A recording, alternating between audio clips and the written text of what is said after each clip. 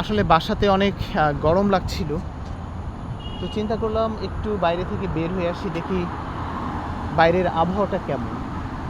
হাঁটতে হাঁটতে এই হাতিরঝিল এলাকায় যখন আসলাম, বা এখন হাতিরঝিলের যেই জায়গাটিতে দাঁড়িয়ে আছি, এখান থেকে আসলে একদম এত সুন্দর বাতাস উপভোগ করছি। আর হাতিরঝিলের তো সবুজ গাছগাছালি, পানির লেক, একদম ভালো লাগছে।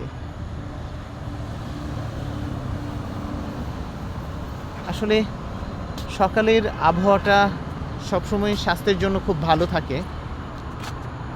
সারাটি দিন ভালো থাকার জন্য বা মনকে সুস্থ রাখার জন্য সকালে একটু হাঁটতে হবে, বা এরকম সুন্দর জায়গায় বের হয়ে পড়লে এই জায়গাগুলোর যেই একটা মায়া মমতা, তারপরে হচ্ছে গাছে গাছে ফুল, মাঝে মধ্যে কিছু পাখির কলকাকলি শোনা যায়, খুব ভালো লাগে। হয়তো একটু পরেই সকাল পার হয়ে দুপুর হয়ে যাবে, তখন হয়তো আর এই মায়াটা থাকবে না, বা এই যে ঠান্ডা বাতাস পাচ্ছি সেটিও থাকবে না।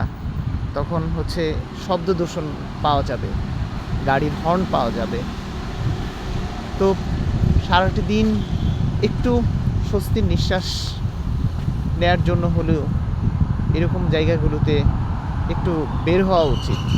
হয়তো সকালে বের হওয়াটাই ভালো, কারণ হচ্ছে বিকেলের দিকে দেখা যায় রাস্তাঘাটে গাড়ির প্রচুর হর্ন থাকে এবং পরিবেশটা ওইভাবে উপভোগ করা যায় না। তাই আসলে জীবনটাকে উপভোগ করার জন্য সকালের যেই সৌন্দর্যটা সেটি উপভোগ করা উচিত।